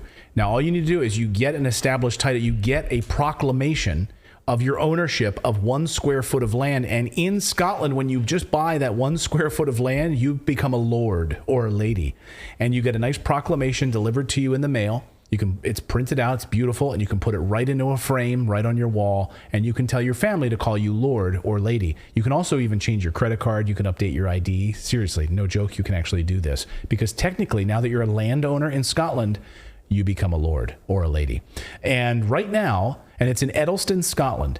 So we are building, if you buy one of these established titles, you will be buying it right next to mine. The first 200 people that do for this year up until Christmas, you will own land literally next to the redacted land. So we're building a redacted kingdom in Scotland. And so early July, I'm planning a trip to Scotland. I want to go to our redacted kingdom, and I want to see if we can maybe even have a little party. And anyone else who comes would be awesome. So this is going to be so much fun. We should do it all like Braveheart style. we all wear kilts up and everything. We all wear kilts. Yeah. Freedom. Did you know? Here's a little tidbit that in the castle, the Stirling Castle, where Robert Wallace actually raged his campaigns for freedom. They don't really have images of him. And so most of the images of Robert Wallace, is it Robert Wallace, that are sold in souvenir stores? William Wallace and Robert the Bruce. Okay, that are sold in souvenir stores, and even in the town, the statue is of Mel Gibson, because they think that they're pretty sure that that's what he looked like, and they don't otherwise have representations of him. So when you go there, which we have been to Stirling Castle, and you get souvenirs, and it is of like the face paint with blue and I think red, and the kilt and all of the family, trappings of that character are actually based on Mel Gibson. So people, that's a little aside for Did you. you ever see that video though, where he went there and he was like telling the Scottish people, "There's 3 places in my life that are most important where my kids." No, that's not. That's wrong guy. That's Wrong Sean guy. Penn. That's Sean Penn talking to. Yes, sorry. Okay. So people are in the chat are asking, Go ahead, "What's Lord Clayton?" People in the chat are asking, "Yeah, please, my liege, do not interrupt your lord." Establishedtitles.com/redacted is the place that you want to go. That's the link, establishedtitles.com/redacted. If you use the code redacted, you'll get 10% off. And you're buying 1 square foot of land. You can buy as many as you want, but what's great is they'll also plant a tree. So they've partnered with charities like One Tree Planted and Trees for the Future to support reforestation efforts. So when you do that, it's a great last minute gift. It's a lot of fun. You don't even have to have like Scottish background in your life. You can give it to your husband for the man cave. So when people come in there like, "I'm a lord," you can stay out of my man cave. It's a lot of fun. Anyway, the first 200 people that purchase a title pack using my link will effectively own land right next to mine in the Redacted Kingdom. So what we want you to do is right now, we're going to tell you about this through Christmas to remind you. So go to establishedtitles.com/redacted, and your gift will really help support the channel. Use the code redacted to get an additional 10% off right now. They've got a big sale going on. So our thanks to Established Titles for their sense of humor and for supporting independent journalism. That's what we do here. We are independent journalists covering the stories that you likely won't see in the mainstream media. We have a long history in the media, and so it's good to be out of it, on the other side of it, and covering the stories for you. So please subscribe to our channel right here on Rumble. Please click that subscribe button. And support what we do here. So, all right, we've got more news to get to. Okay. Well, the New York Times is admitting that they have independently looked at research, medical research, peer-reviewed research that shows that teenagers who go on puberty blockers experience lasting decreases to bone density. Many are attempting to politicize this research, and we are going to avoid doing this. So here's the question. Should otherwise healthy children be taking strong pharmaceutical medicine that alter the course of their body in an undesirable way? Well, if we set ideology aside, we have to agree, everyone we're talking to right now, that bone density is important. Yeah. Sally Field thinks so, right? We all agree that this is not something that's good for elderly women. We all say, yeah, bone density is bad. We all care about it in menopausal women. So if we all think that bone density is an acceptable thing to mess with, though, then we diverge here. Right, because women suffer from it. Osteoporosis is a big issue. Right. If you watch your stories in the afternoon, you're watching One Life to Live, you're going to see commercials for osteoporosis. Yes, you will. Right? Absolutely, you will. So we have to, in order to move forward with this study, in order for you to, be okay with everything I say, you have to agree that bone density is not okay to mess with. If you do think it's just like, oh, hair color, you can cut your hair and that's fine. We're not going to agree on this. But I think, Philip and David, are you with me? Bone density kind of important? Kind of important. Yeah, I would say that it's kind of important. Yeah, porous bones are not the right way to go. Yeah, Philip just broke his finger pressing that button. To say that. But the human body does, in fact, increase bone density during puberty. You probably know babies are born with not a lot of bone density so that they can squeeze through the womb. Right. And then you grow that over the course of your life. Normal puberty has children during their adolescent years increasing bone density 8 to 12% per year. Per year? So that is obviously an important process that you are going through during puberty. And now the New York Times has published its own analysis of a group of studies that all point to the same conclusion, is that teens who use puberty blockers do not experience this normal bone density increase of 8 to 12%. In fact, many of them experienced 0% during that means their bones were stalled in childhood as they aged. That obviously is undesirable. In many cases, these children do get osteoporosis. Yeah. But they're telling everybody, Natalie, that when you stop taking them, it picks up right where it left off. So the bone density and everything should come back, right? Like all that stuff should just start where they left off. That's not observed in these children. It is observed in what these puberty blockers are meant for, is precocious puberty. That means your 4-year-old all of a sudden gets boobs or, a beard, and they're too young for that. That is a hormonal imbalance. For how many people actually have that precocious puberty? Well, no, it's a thing. It's a thing. And it's approved and studied that these drugs actually do help. And when these young children go on these medications such as Lupron, they don't stay on it forever. It sort of stops that process so that your 4-year-old doesn't need a bra. And then they are able to then go off of these puberty blockers.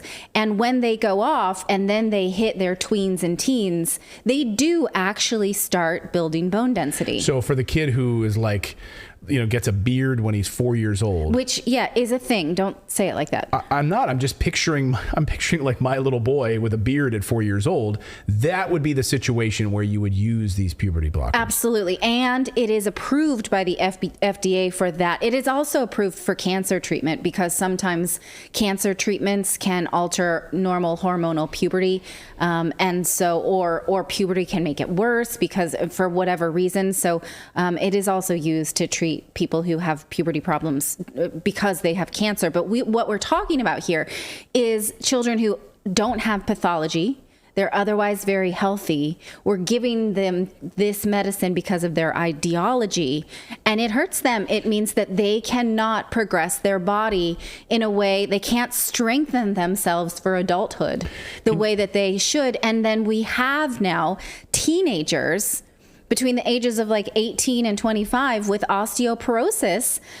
One study that I read showed a biological boy who started this at I think age 11, and by the age of 13 showed the symptoms of an elderly person. Oh my God. And so we're talking about children who are approaching puberty in the 8 to 11-year-old range who profess to gender dysphoria. They see their oncoming puberty as a ticking time bomb and pummeling them towards a body that they don't want. Set aside the fact that nobody wants a pubescent body. It's a nightmare, right? You remember. I remember acne that. And hair and I was getting tampons and all of that. Of course, nobody wants to go through puberty, but we all kind of have to. We all kind of have to. Well, actually, we don't, right? Yeah, apparently we don't. If you just take these drugs, you don't have to. You don't have to go through the normal growing pains of being a human being anymore. And so these children are offered puberty blockers. Go ahead. I was just going to say really quick, they use these also in prisons to castrate sex offenders, pedophiles. Yes, that's also true. Lupron is the same drug that is used for that. So, yes. And I'm wondering, remember back in the day, there was choir boys. Is this something they gave them, or was that actual castration is how they got them to keep their child voices? Because eunuchs? If they did that, you're talking about castrati. On those, the castrati. Okay, so that's completely this wouldn't do that. Their voice, because I know their voices don't change, but if they stayed on this indefinitely from a kid, wouldn't that affect that as well? Would their voices stay the same? Is it basically like chemical castration? I'm not familiar with the different techniques for castration, but I was studying this just last week, that now WPATH, the World Physicians Association for Trans Health. It's like the standards board for, writing the book on transgender health, now has, in the 8th edition of their standards of care, has something about supporting eunuchs as a gender identity. I'm going to just pause here for a second and let you know that we're going to keep talking about this on Rumble, but in the event that we decide to publish this on YouTube, this is a good cutting point. We're not going to keep talking about this on this platform.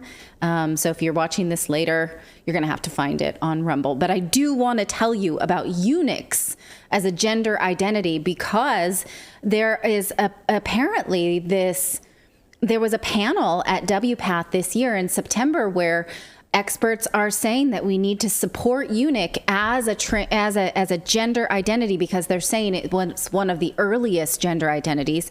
That's not true. It's a mutation. It was an abuse. It's an abuse. That it's people not a mutation. did to it's Theon men Greyjoy. But Theon Greyjoy, yes, is a eunuch, but it was done to allow men to access single-sex spaces, like a man who could go into the women's baths because they were castrated. And apparently they want to, because there is a subset of men who meet on websites and fantasize about becoming a eunuch, and they say we need some kind of standards of care for these people, even though many of them don't want to go through the final stages of removing their testicles, because that's kind of extreme. Are we all in agreement about that? Hang on. Eunuch is removing the penis. The castration is removing. Sorry. Yes. I'm having that wrong. I just. It's removing it's just removing the twig, not the berries. Okay. Yes. So, is that a gender identity? Why would there be medical professionals who want to support that? In fact, there are people who can find someone to do that to you, to your body. And then the conversation at these panels was around, you can't call them wannabe eunuchs, even though that is what they call themselves, because that's a judgment that you haven't jumped off that cliff to do that to yourself. Okay. And so, this is the next thing now, that we've sort of screamed ourselves out about transgender rights and gender ideology. Eunuchs is the next thing. That was an aside. I want to get back to puberty blockers, because again, we've been saying this for a long time, that puberty blockers have all kinds of negative effects on young children who are otherwise healthy. This is the first time the New York Times is saying this. Yeah. This is a list of the articles that they went through. And it's notable that they only looked at bone density, because there is a lot of research that shows that these drugs also alter cognition. They cause memory loss. And they also impair sexual function, meaning it makes these kids sterile. They may never have a real sexual experience. The New York Times chose not to address this. They only focused on the bone loss. And, the question is, are we allowing young children to get osteoporosis as an acceptable outcome of treating their ideology? And the answer seems to be yes, we are. Now, the New York Times asked doctors about these findings, and many of them refused to speak on the topic because they fear backlash from trans activists.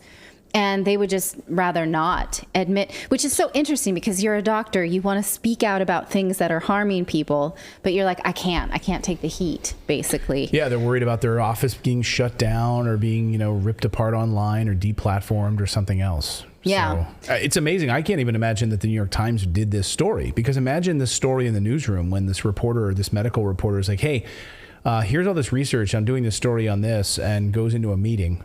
The New York Times is like, oh, why did you have to come to work today? Right. You made my life difficult. Now we have to run this story, and all of our liberal friends are going to hate us for running this story. Well, because why would trans activists dogpile on someone for saying this? Because they want an open medicine cabinet. They want no debate. They want, who cares if you lose your hair and your bones age like an old lady? Let's get you your right documents and your new name and your new gender, right? And as Helen Joyce points out, trans people are actually more likely to be poor as adults and lack good health care. they can continue to get hormonal therapy through Medicaid, but that does not mean they're getting good health care. So they can continue to get these drugs, but is someone treating them for osteoporosis? Is someone good treating them for osteoporosis? So activists think that they're helping by just getting them the drugs, but they're not. What they need is high quality medical care, not on the government dime. What they need is psychological support, not continued access to drugs. So it makes you wonder, are these activists, do they even care at all? No, they just want these continued drugs because it's like, okay, we know what's causing the osteoporosis. Like, so you're worried about also then taking care of the osteoporosis. Like you give them another drug. And so, of course, the biopharmaceutical complex loves this, right? So we've got the Lupron to keep you with the puberty blockers, right? And then we're going to give you an osteoporosis drug on top of it to stop your osteoporosis. Well, you only take Lupron until you are past a certain age. But now the damage is done. Then you start on transitional hormones. So it's absolutely a gateway drug. It's a cocktail, yeah. Yeah, I saw a TikTok the other day where a person that had transitioned, they're like, nobody told me. Nobody explained to me what this was actually going to be like. And they're holding an entire box of medication that they now have to take every single day for the rest of their lives, not just temporarily, for the rest of their lives. So the pharmaceutical industry definitely is pushing this. And I believe TikTok is pushing this because if you watch TikTok, it's a cesspool of this kind of thing. People glorifying this. Yes. So actually, let's talk about that because now one such detransitioner, Chloe Cole, is saying that she was treated for gender dysphoria and exactly what you said. She wasn't told what that would be, what the risks were, how much medicine that she was going to have to be on. Now she's suing her medical practitioners because she went all the way through the puberty blockers. Then she progressed onto cross-sex hormones and they gave her testosterone because she's a biological girl who said she identified as a man and then went and took testosterone as a result. She had both breasts removed, breast removal surgery, and now she's like, what have I done to my body? She's suing her healthcare providers, and she was on Tucker Carlson recently talking about it. Now, she's very nervous here. She's a person who gets a lot of bullying online and obviously has mental health issues in the past, but let's let her tell it herself and be patient as she gets through her story because I think it's brave of her to tell it. Chloe, first to you, tell us why you're suing.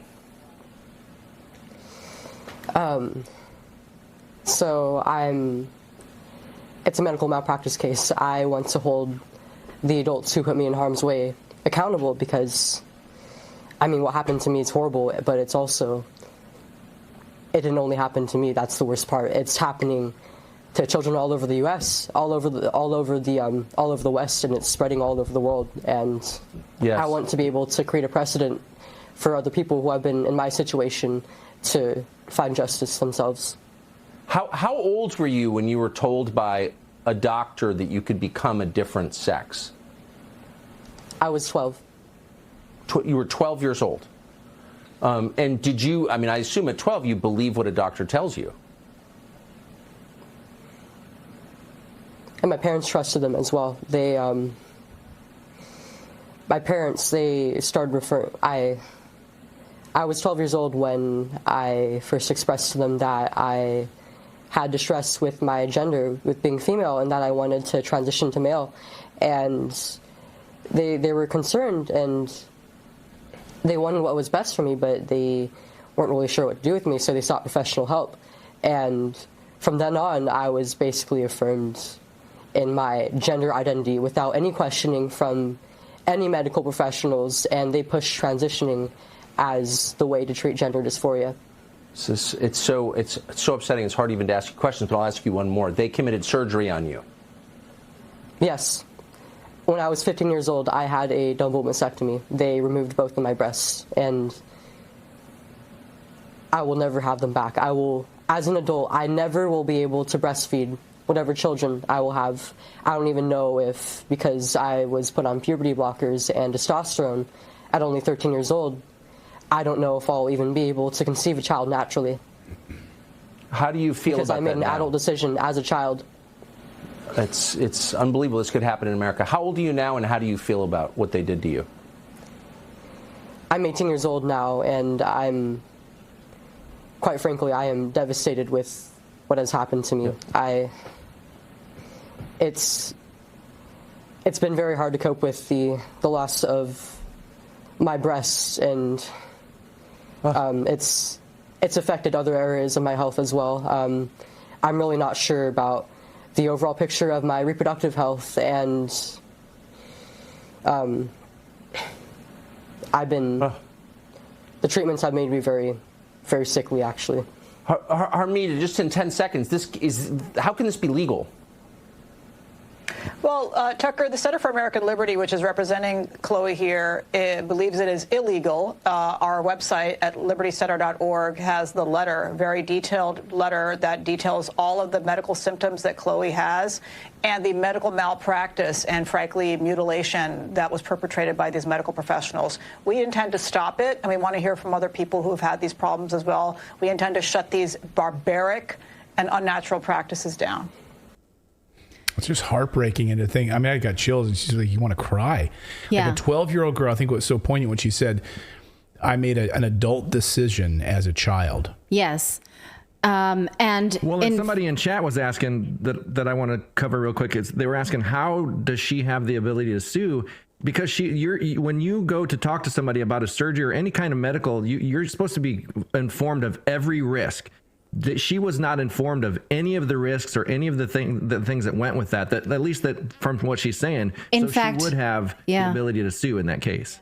Well, I mean, people win all kinds of medical malpractice suits, even when they sign disclaimers. But in her letter of intent to sue, she says as much. I took a screenshot of it. She says she's suing the plastic surgeon. She's suing her primary care, her psychological evaluation person. She says that even the medical file contained a vague purported informed consent document that failed to explain and elaborate the risks and effect of surgery. Chloe was shocked and unprepared for how cut up her chest looked after the surgery was performed. She was never shown any pictures of negative results before the surgery, including of what the surgery looked like in other people in the several months following the operation. Most importantly, she was not informed by Dr. Watson or Dr. Wynn that her gender dysphoria, the condition for which she was receiving the surgery, had a high likelihood of resolving without undergoing such permanent mutilating surgery. Instead, the relevant facts were intentionally concealed and opposite facts were fraudulently presented. This is true, in fact. Data that has been done on children with gender dysphoria since the 70s often shows that gender dysphoria resolves itself by the time the child is 18. Normally, they end up being a healthy gay person, and they normally do not want to present as the opposite gender anymore. If she succeeds in this case, it will put a huge pause button on doctors doing this without thinking on the topic because they'll have been sued. Good. We talked about how Planned Parenthood in San Francisco and many other places, Pennsylvania even, on their website says that you can make an appointment with us, and in most cases, you get medication for gender dysphoria on your first visit. We've shown those websites here on the show. I am appalled at not just that this has happened to her, but the bullying that she is getting online. She announced this lawsuit within the last day or two. And these are the kind of things that people say to her. This is just one screenshot. It says, you came out to your parents as a transgender boy. It was your decision. And your parents, they supported that decision because they're your parents and you are their child. But now you've changed your mind, which you have the right to do. And you're playing the victim and suing the medical professionals who helped you accept responsibility for your choices.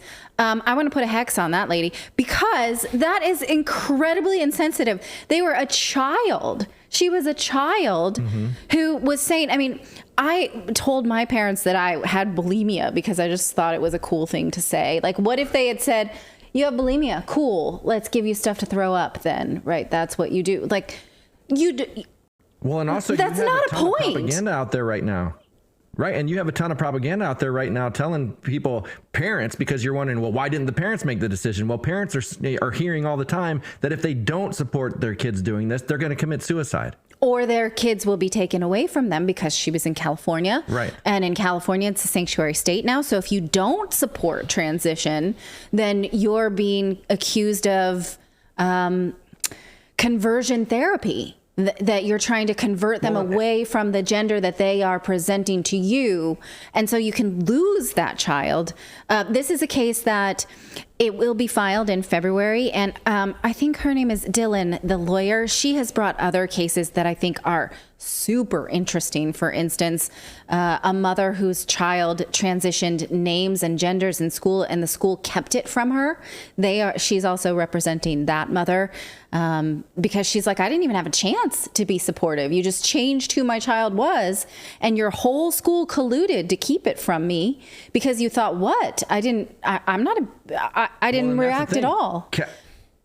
California and Oregon, you can bypass your parents to go to the schools and get these puberty blockers, or get, like they're letting them change clothes at school and then change before they go. Like, they're doing these things and supporting this outside of the parents because they think that the parents aren't going to allow them to do it or whatever. And so but they don't know. Down a very dangerous path. Yeah. I mean, they don't know. To me, this is like you're watching the decline of a civilization before you. I mean, the fact that you can't have a conversation with your children, like you're not allowed to. You are a bigot. You are insensitive. You can't possibly know what your children want. So stay away, parents. We're going to tell you what your daughter's going to do. She's 11. That's good enough. Let's cut off her breasts. Like, that's the, okay. She's going to do that. Maybe I'm a parent in California. I won't even find out about that surgery. Why are you sore today? I think, it would be not a good thing if they settle this out of court, because we won't be able to get a look into what these practices are that push people into transitions. But they may, in fact, settle out of court so that this doesn't get any more publicity. But if they don't... Another question, if they... We'll know in February. If they do settle out of court... If they do settle out of court, is that then is a precedent not set? You know what I mean? Like, if a court case goes to trial, they get a verdict or whatever, and then a pursuit is set. Is the precedent not set if they don't make it to trial? No. It's not. Oh, and it does not support anybody else for suing after that either. So, I think this is an extremely important case to watch. And I have said since we started covering this issue that these issues will be settled by the courts, not by ideologists. And we're going to see this heating up. And I'm watching, but, with no joy do I watch this, because I am a woman who nursed for 45 months. I have 3 kids, and it was an amazing joy to be able to do that. I also thought, had all kinds of issues with my pubescent body when I was growing up. Thought that I even asked my parents for a breast reduction because I was like, I think I need to run faster. Stupid things like that, right? That was stupid of me. Parents might have done that. Right now, perhaps that would have, and then I wouldn't have had this experience of nursing my babies. So, it's incredibly heartbreaking. It's interesting to see that the tide is turning now, where even the New York Times is pointing out that this can be hurting children. And we come down on the point of no hurting children. Yes. No hurting children. I think we can all get behind that. And I totally relate to your story. I, for the longest time, felt I needed a penis reduction, but it's don't do it. Really Take my hard. advice. Don't do it. I don't do it. When you're so well endowed, Don't do it, I'm telling you. They're having pretty big advances in nanotechnology. I'm sure they can find it. Nanotechnology. Get out the electron telescopes, microscopes. All right, we're gonna do a few Rumble rants here and say thank you for your Rumbles, and in a moment. But first, you want to tell us about our friends? Oh, sure. If you know anyone who owns a small business, you know that the past couple of years have probably hit them pretty hard. And customer service and customer retention is paramount.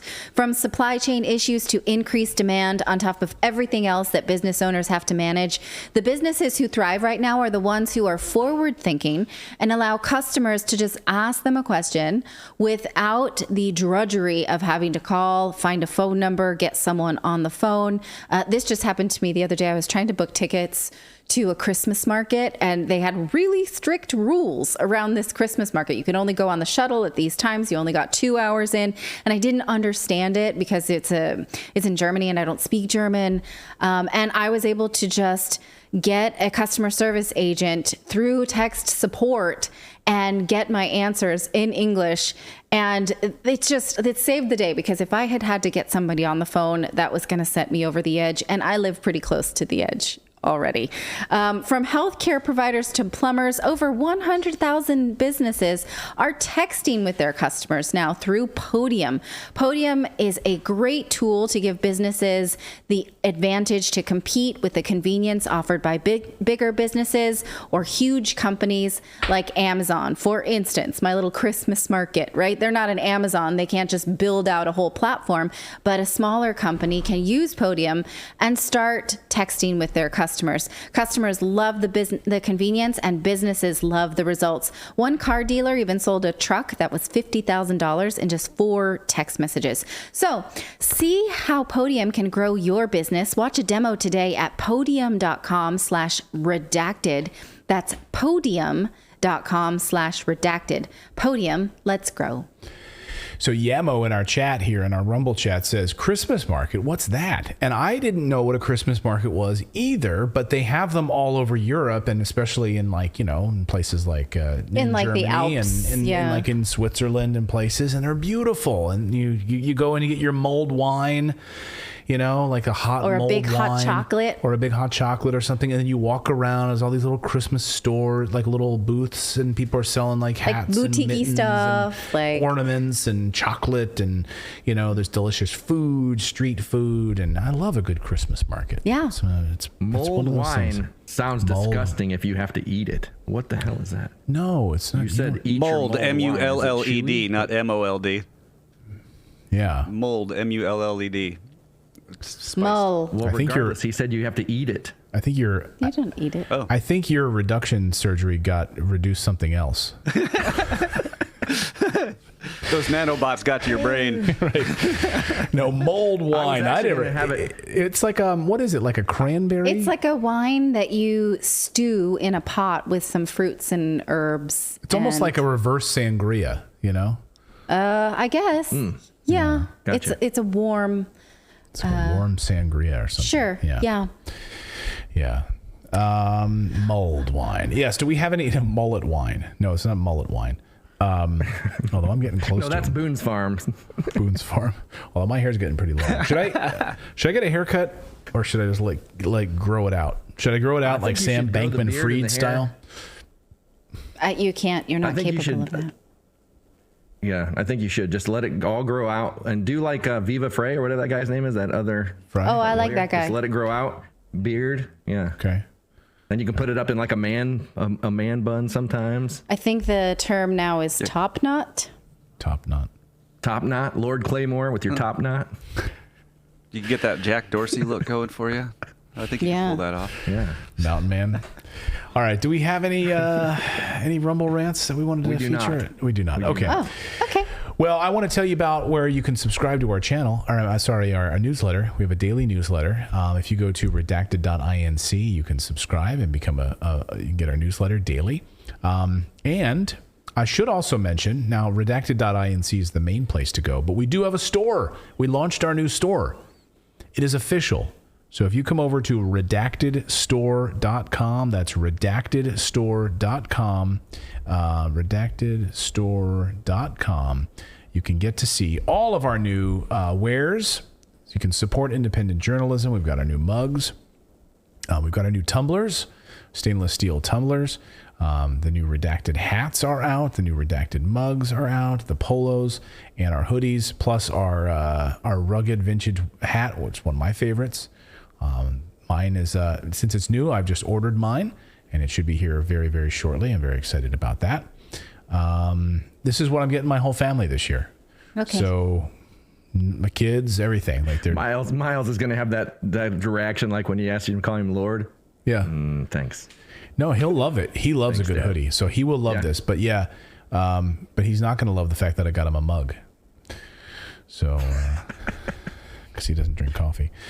So check him out. Go to redactedstore.com and check him out. We've got more stuff coming soon. We're working on new designs as well. But this is the first iteration of the store. So thank you to everyone who ordered. I saw a lot of you supporting the channel and making orders last night. So thank you very much. Yeah, really appreciate it. I wanted that hoodie so bad because I'm going to be traveling next week. And so I wanted it so bad for the traveling, but I can't order it and get it here in time, and I don't want it just sitting on my porch. So yeah, that's the thing with imagine if everybody can just imagine me wearing that. Of course, they'd have to imagine what I look like, and then imagine me wearing that, and that's what I would look like. You look like that. Imagine me wearing that without a beard. And you can't have redacted hoodies just sitting on your porch because someone will steal them. Like they're that hot of a commodity. Right? It'll get redacted. It'll get totally stolen. So don't do that. Well, thanks to everyone for watching tonight over here on Rumble. We much appreciate it as we are banned on YouTube right now. So thank you for your support. You Ursa, we just got one. 8243 says, okay, you need a Rumble rant because Natalie is so adorable. Well, thank you. I agree. Okay. I earned that one, guys. That one's to me. Thank you so much. That's $20 too. That's damn. I went to the dentist today, so I have a extra sparkly smile that must be working. Yes. That's right. That's how it works. All right. Thank you so much. We will be here tomorrow at the same time. Which is? 4 p.m. Eastern, 9 p.m. Western European. See you guys. Bye, everyone. Are you worried about it?